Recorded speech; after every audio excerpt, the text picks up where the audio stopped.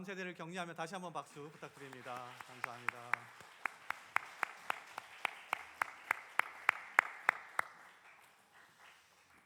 우리 아이들이 금요일 밤에 나오기가 쉽지가 않은데 그래도 이렇게 나와서 함께 찬양하니 너무 좋은 것 같습니다. 여러분도 좋으시죠?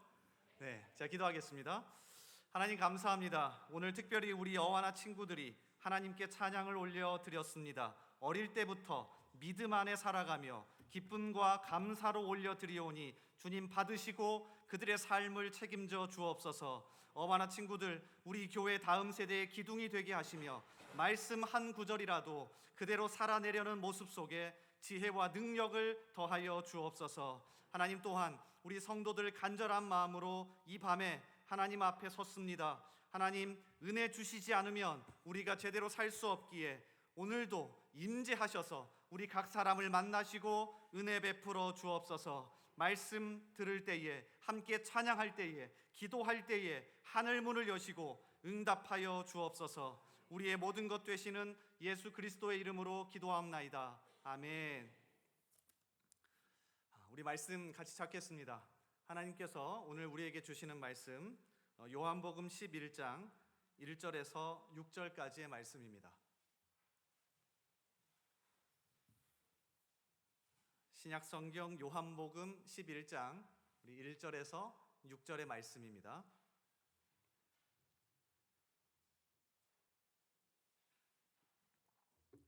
우리 한 절씩 말씀 교독하겠습니다. 제가 먼저 읽습니다.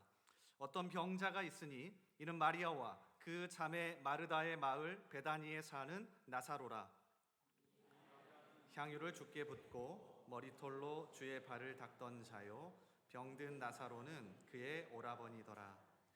이에 그 누이들이 예수께 사람을 보내어 이르되 주여 보시옵소서, 사랑하시는 자가 병 들었나이다 하니 들으시고 이르시되 이 병은 죽을 병이 아니라 하나님의 영광을 위하며 하나님의 아들이 이로 말미암아 영광을 받게 하려 하리라. 예수께서 본래 마르다와 그 동생과 나사로를 사랑하시더니 나사로가 병들었다 함을 들으시고 그 계시던 곳에 이틀을 더 유하시고. 아멘. 할렐루야. 오늘 이 밤에 나오신 여러분을 진심으로 환영합니다. 우리 앞뒤 좌우로 밝게 웃으면서 우리 이렇게 인사할까요? 참 잘 오셨습니다. 우리 한 번 더 인사합시다. 밤에 뵈니 더 좋습니다. 네. 오늘 이 저녁에 하나님께서 우리 가운데 강력하게 임재하실 줄 믿습니다. 특별히 말씀 가운데 하나님의 강력한 음성을 들으시고 또 우리가 그 말씀 붙들고 찬양하며 기도할 때에 하나님이 우리의 기도에 세밀하게 다 응답해 주실 거라 믿습니다. 이 시간 요한복음 11장의 말씀을 같이 읽었는데요. 나 중심에서 하나님 중심으로, 나 중심에서 하나님 중심으로 라는 제목으로 같이 말씀 나누겠습니다. 1970년대 후반에서 80년대 초만 하더라도 미국 내에서 컴퓨터 운영 체제는 MS-DOS를 이용한 윈도우가 압도적으로 많았습니다. 아마 다들 한 번쯤 사용해 보셨을 겁니다. PC 운영 체제인 윈도우, 저도 사용하고 있는데요. 당시 미국만 하더라도 거의 대다수가 이 윈도우를 사용했답니다. 그런데 당시 애플의 스티브 잡스가 어떻게 하면 이걸 뒤집을 수 있을까 고민한 끝에 각인 효과를 사용하기로 합니다. 그러면서 한 가지 전략을 사용하는데 이미 어른들에게는 윈도우 체제가 너무나도 익숙하니 그들에게는 들어갈 수 없어서 더 어린 아이들, 아주 어린 아이들을 대상으로 삼았습니다. 그래서 무엇을 할까 고민하다가 사진을 하나 띄워주시겠어요? 바로 이 컴퓨터인데요. 이것이 애플2라는 컴퓨터입니다. 이것을 무상으로 초등학교 학생들에게 무료로 주기 시작합니다.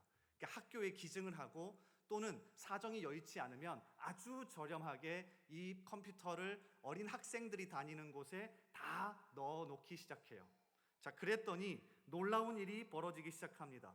어린 학생들이 어려서 가장 먼저 만져보는 컴퓨터가 애플의 운영체제이다 보니 나이가 커서 나이가 자라고 어른이 되어서도 이 애플의 운영체제가 훨씬 익숙한 겁니다.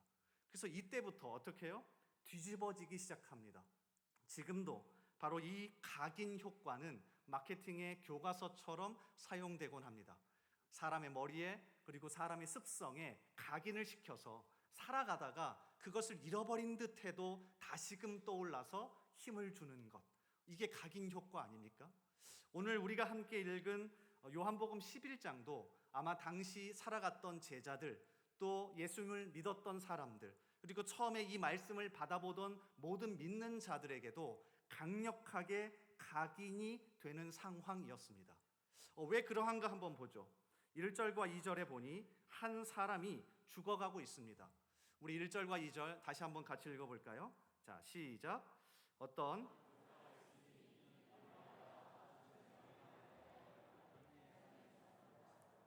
이 마리아는 향유를 주께 붓고 머리털로 주의 발을 닦던 자요, 병든 나사로는 그의 오라버니더라. 베다니에 사는, 그것도 예수님이 무척이나 좋아하고 자주 들렸던 그 집에 오라버니였던 나사로가 병에 걸려 죽어가고 있습니다. 요한복음 12장에서 자세한 내용이 나올 터지만 이 11장에 앞서서 이 여인은 특별히 예수님의 머리에 향유를 부었던 사람이기도 합니다. 그래서 예수님이 요한복음 11장 5절에서 이 가족을 향하여서 아주 독특한 단어를 사용하십니다.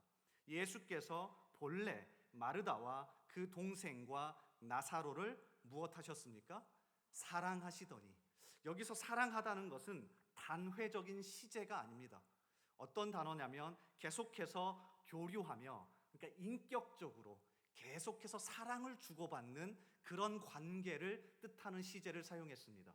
그러니까 한 번 보고 사랑한 게 아니라 계속해서 교제하면서 그 사람의 소식을 들으면 언제든지 뛰어갈 수 있는 상황, 그런 관계가 이 나사로와 예수님의 관계입니다. 자, 그런 사람이 6절에 보니 병에 걸렸습니다. 나사로가 병들었다 함을 들으시고 그 계시던 곳에 이틀을 더 유하시고. 이 부분이 우리를 정말 어렵게 합니다. 여러분 주위에 계속해서 인격적으로 교제하고 사랑하는 사람이 있는데 그가 병에 걸려 곧 죽게 되었다는 소식을 들었습니다. 여러분 어떻게 하시겠습니까? 한 걸음에 휴가를 써서라도 어떻게든 달려가지 않겠습니까? 그런데 예수님은 그렇게 인격적으로 사랑했던 나사로가 병들어서 죽어간다는 소식을 듣고도 이틀을 더 머무르셨습니다. 그러니까 이 부분이 우리를 참 어렵게 하죠. 초등학교 4학년 때였을 겁니다. 제 아래로 2살 여동생이 있는데요. 당시 주일학교 예배가 오전 9시였습니다. 그래서 동생과 함께 손을 잡고 부모님보다 먼저 교회에 가고 있었는데 하필이면 길을 건너다가 여동생이 택시에 치여서 다리가 부러졌습니다. 너무 놀래서 근처에 있던 집으로 빨리 달려가 동생이 지금 사고가 났으니 엄마에게 알렸습니다. 빨리 가봐야 된다. 저는 잊을 수가 없습니다. 저희 어머니는 그렇게 달리기가 빠른 분이 아닙니다. 초등학교 때 부모님들도 오셔서 달리기 하지 않습니까? 그렇게 빠른 분이 아니에요. 그런데 그렇게 빨리 달려가실 수가 없습니다. 왜? 자기의 딸이 지금 다쳤다는 소식을 듣고는 저보다 더 먼저 한 걸음에 달려가셨습니다. 오늘 말씀도 마찬가지 아닙니까? 나사로가 병들었다. 그러면 모든 것을 제쳐놓고 먼저 뛰어가셨어야 합니다. 그런데 제자들도 예수님이 왜 이러시지? 주변 사람들도 특별히 나사로의 형제들이었던 마르다와 마리아도 예수님이 왜 이러시지? 라고 생각할 수밖에 없던 게 바로 오늘 상황이에요. 그래서 아마도 제자들에게 그리고 당시 믿은 사람들에게 무척이나 이 사건은 마음속 깊이 각인되었을 겁니다. 그리고 오늘 말씀을 계속 읽어보면 예수님이 명확하게 2가지의 개념을 그들 속에 새겨 놓으셨습니다. 그러니까 이틀을 더 유하신 이유가 있었고 이렇게 하신 이유가 있었던 거죠. 이 2가지를 한번 살펴보면서 오늘 이 저녁에 함께 은혜를 받고자 합니다. 우리가 살아가면서도 예수님이 하셨던 것처럼 우리가 도저히 이해되지 않은 상황들이 있습니다. 왜 이렇게 내 인생이 흘러가지?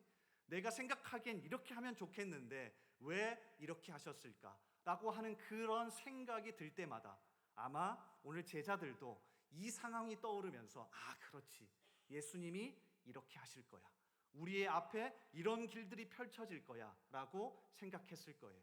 그러니 오늘 저녁에 이 말씀 앞에서 다시 한번 힘을 얻기를 바랍니다. 우리의 인생이 내 생각대로 되어지지 않는 그 순간에 여러분, 오늘 말씀이 정말 잊혀지지 않게 각인되어서 그때마다 떠오를 수 있기를 바랍니다. 그래서 제자들이 그랬던 것처럼, 또 나사로가, 마리아와 마르다가 그랬던 것처럼 살아가는 동안 아무리 넘어져도 다시금 일어서는 저와 여러분 되기를 간절히 소원하고 축복합니다. 자, 그럼 하나씩 한번 살펴보겠습니다. 자, 첫 번째로 예수님이 그들의 마음속 깊이 새기고 싶었던, 각인시키고 싶었던 개념은 하나님의 영광입니다. 자, 무엇이라고요? 하나님의 영광입니다. 자, 오늘 말씀 4절을 한번 보시겠어요? 죽을 병입니다. 곧 죽어가고 있는데 예수님이 아주 독특한 단어를 하나 사용하시죠. 4절 말씀 우리 다시 한번 같이 읽어봅니다. 자, 시작.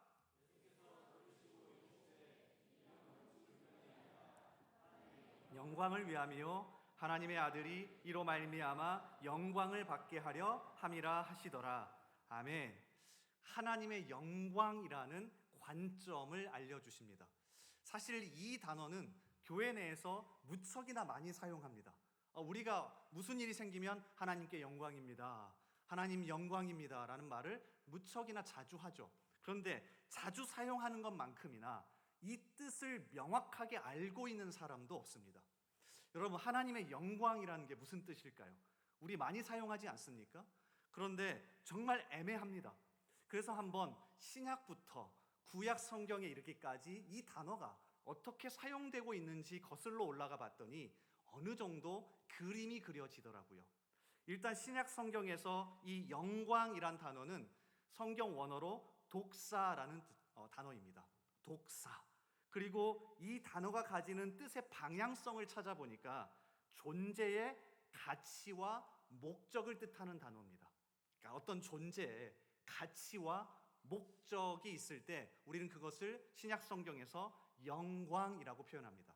자, 이것을 가장 잘 보여주는 성경 구절이 있어요. 그래서 여러분이 만약 영광이란 단어가 헷갈릴 때 이 성경 구절을 찾아보시면 됩니다. 고린도전서 15장 41절이에요. 자, 한번 같이 읽어보겠습니다. 자, 시작. 해의 영광이 다르고 달의 영광이 다르며 별의 영광도 다른데 별과 별의 영광이 다르도다. 영광이란 말이 자주 등장합니다. 해의 영광이 다르고 달의 영광이 다르고 별의 영광도 다른데 별 중에서도 그 각각의 별의 영광이 다르답니다. 자, 무슨 뜻입니까? 각각의 존재 가치와 목적이 있다는 문맥입니다. 해의 존재 가치도 있고 별, 달의 존재 가치도 있고 각각이 있어야 할 목적이 있다라고 할 때 영광이라고 표현합니다. 여러분, 이 단어가 조금 와닿으십니까? 그러니까 영광이란 단어는 그 존재가 정말 목적에 맞게끔 가치 있을 때 쓰는 단어입니다. 구약 성경도 마찬가지입니다. 구약 성경 원어로 이 영광은 카보드라는 단어인데 이 단어의 기본적인 뜻은 무게감입니다. 존재감이란 뜻이에요. 우리 그런 말 쓰지 않습니까? 돈이 무척 많을 때 또는 권력이 무척 많을 때 야, 존재감 있다, 무게감 있다 라고 그런 단어를 쓰는데 바로 그것이 영광입니다. 그러니 영광은 그 존재의 가치와 목적이 정말 제대로 드러날 때 우리가 영광이라고 말하는 거죠. 그런데 이 앞에 무엇이 들어갑니까? 하나님의 영광. 그러면 여러분, 우리는 그 단어의 무게를 상상할 수도 없습니다. 하나님의 존재라는 뜻입니다. 하나님의 가치라는 뜻이고요. 하나님의 존재 가치라는 뜻이에요. 그 누구도 하나님의 존재 가치를 평가할 수 없습니다. 얼마나 큰지, 얼마나 무거운지, 얼마나 대단한지 우리는 알 수가 없죠. 그래서 어떻게 해야 합니까? 하나님이 직접 보여주셔야 알 수 있습니다. 자, 그러면 조금씩 정리가 되기 시작합니다.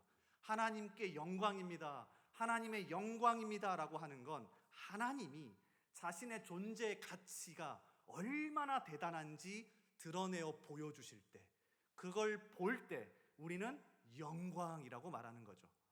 그래서 대표적으로 구약 성경에 정말 감사하게도 2번에 걸쳐서 하나님이 직접 보여주십니다. 일단은 출애굽기 40장입니다. 출애굽기 40장 광야에서 하나님이 성막을 만들도록 지시하셨죠. 그래서 그 성막을 다 만든 다음에 하나님이 눈에 보이는 구름을 이용해서 나타나셨습니다. 자, 그때의 상황을 한번 보겠습니다.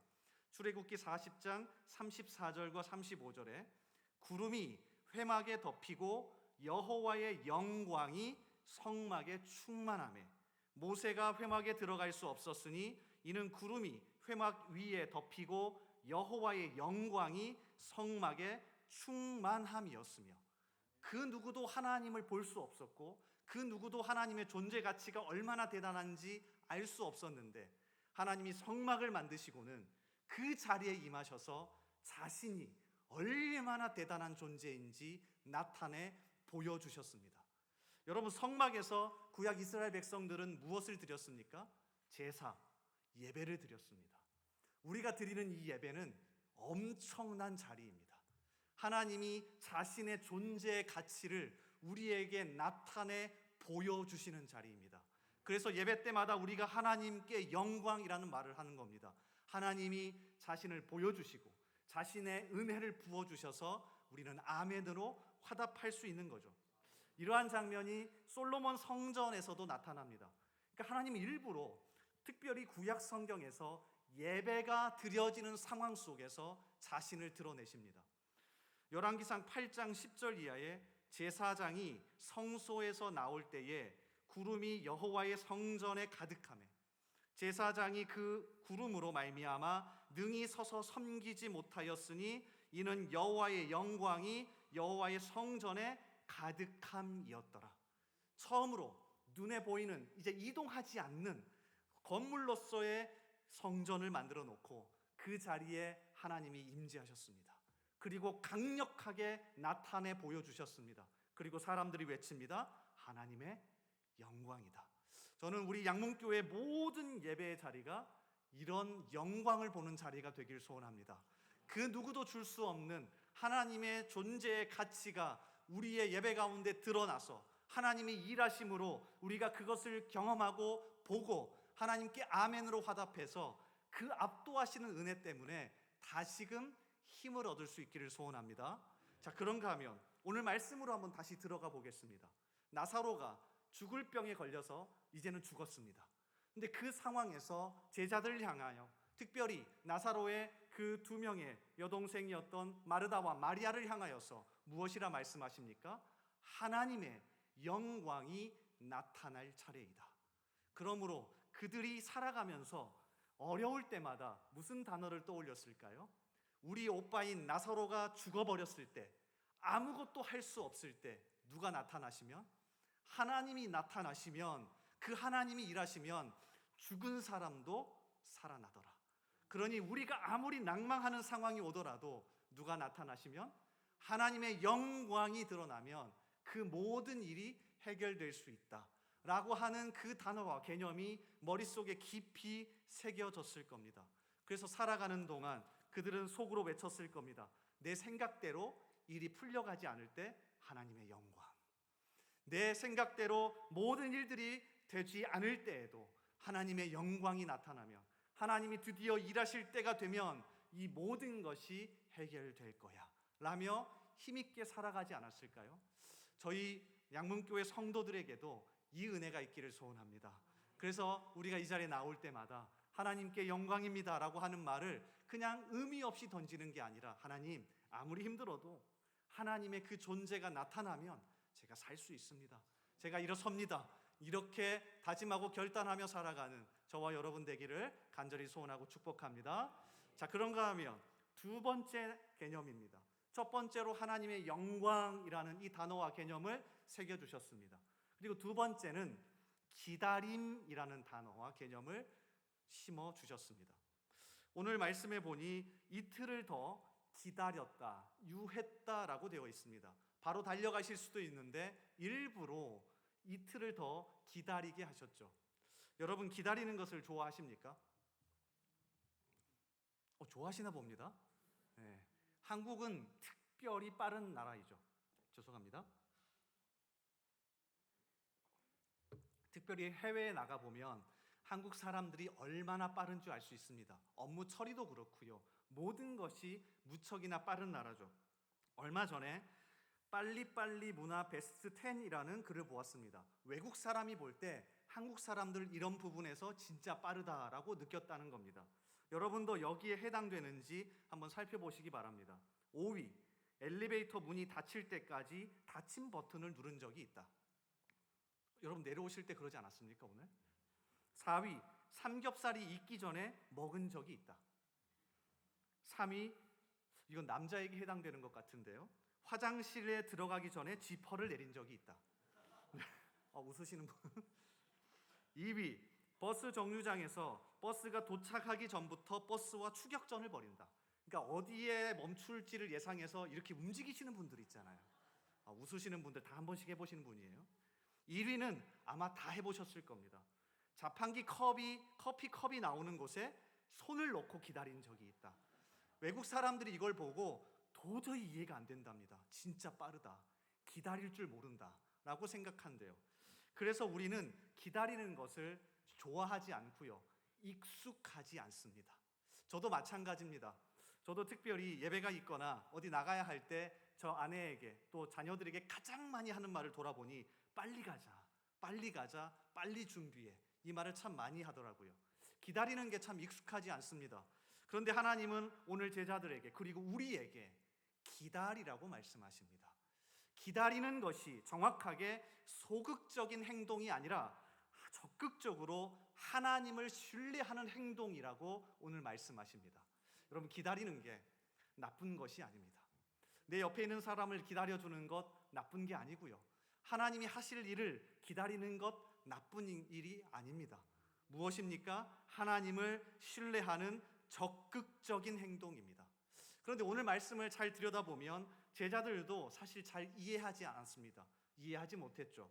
자, 6절 이하의 말씀을 한번 보시겠어요? 6절부터 오늘 읽지는 않았지만 8절까지의 말씀을 우리 한번 같이 읽어보겠습니다. 자, 시작. 이틀을 더 유하시고 그 후에 제자들에게 이르시되 유대로 다시 가자 하시니 제자들이 말하되 랍비여 방금도 유대인들이 돌로 치려 하였는데 또 그리로 가시려 하나이까. 아멘. 제자들은 기다렸다고 생각하지 않았습니다. 이틀을 더 유한 것이 하나님의 때를 기다린 것이 아니라 혹시 다시 유대로 가면 돌에 맞을 수도 있으니 예수님이 주저하셨다고 생각했어요. 그러니까 제자들조차도 기다림이란 단어가 쉽지가 않습니다. 여러분 그런데 기억하셔야 합니다. 성경을 처음부터 끝까지 여러 번 읽어보십시오. 하나님은 반드시 하나님의 사람에게 기다림을 통해 훈련하십니다. 안 한 적이 단 한 번도 없습니다. 우리가 드릴 수 있는 가장 귀한 것 중에 하나가 시간입니다. 그래서 하나님은 그 시간의 기다림 속에 하나님의 시간에 길들이게 하십니다.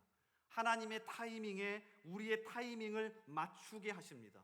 그리고 결국에는 그 기다림의 시간 속에서 우리의 시선을 나 중심에서 하나님 중심으로 바꾸어 가십니다. 한 3달 전이었나요? 저는 큰 딸아이를 통해 이것을 정말 뼛속 깊이 배운 적이 있습니다. 제가 2월 말에 이곳에 이사를 했습니다. 급하게 빨리 어떻게든 서둘렀던 이유 중에 하나는 3월이 되면 학교가 개학을 하고 아이가 전학해서 학교를 다녀야 했기 때문에 어떻게든 2월 말에 하고 싶었는데 다행히도 하나님이 그 안에 집을 주셔서 이사할 수 있었습니다. 자, 그리고 3월 3일 화요일이었습니다. 그 첫째 날 드디어 전학을 시키고 아이를 학교에 아내가 보냈습니다. 자, 그런데 한 가지, 원래 화요일은 5교시인데 그날 개학하는 날만큼은 4교시였답니다. 근데 저희는 전학을 했기 때문에 그 소식을 전달받지 못했고 아이의 엄마는 당연히 5교시가 끝나는 시간에 맞추어서 아이를 데리러 갔습니다.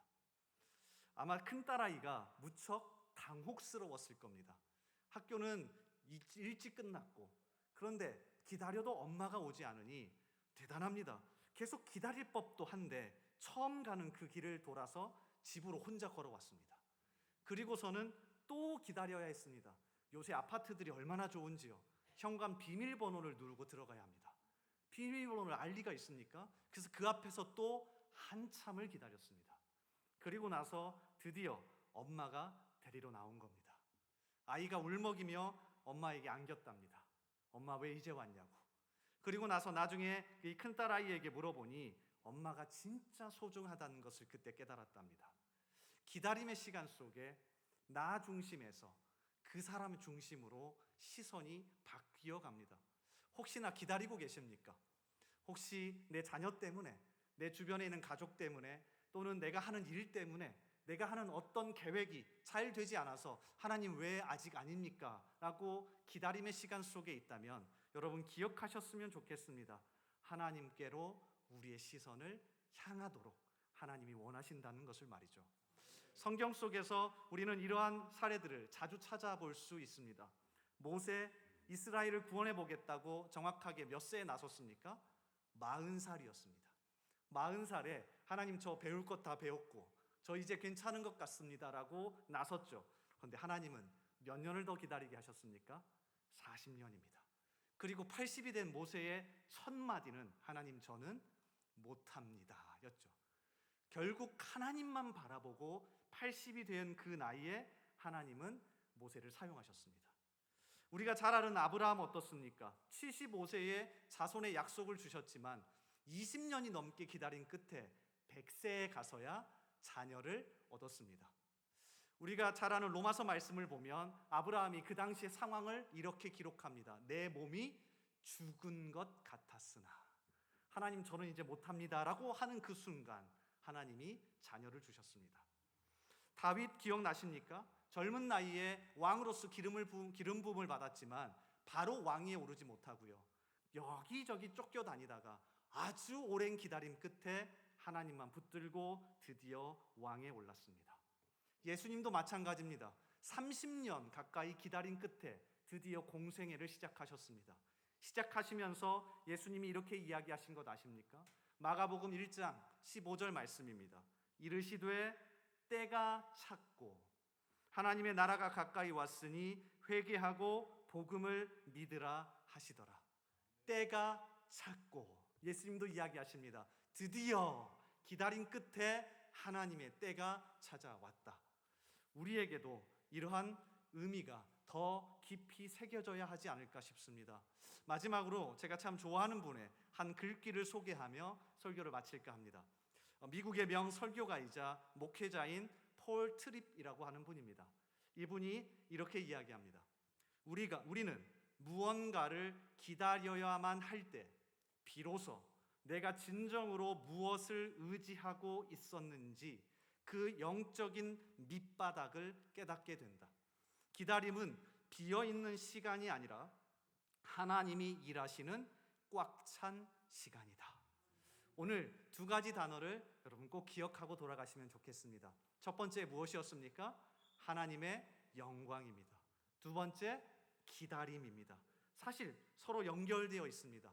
내 계획대로 내 생각대로 되지 않고 기다리게 하실 때 어쩌면 오롯이 하나님만 일하실 수 있는 시간일 겁니다. 그때 하나님의 영광이 드디어 우리의 삶 가운데 드러나기 시작하고 우리는 아멘으로 화답할 수 있을 겁니다. 이렇게 살아가는 저와 여러분 되기를 간절히 소원하고 축복합니다. 우리 같이 찬양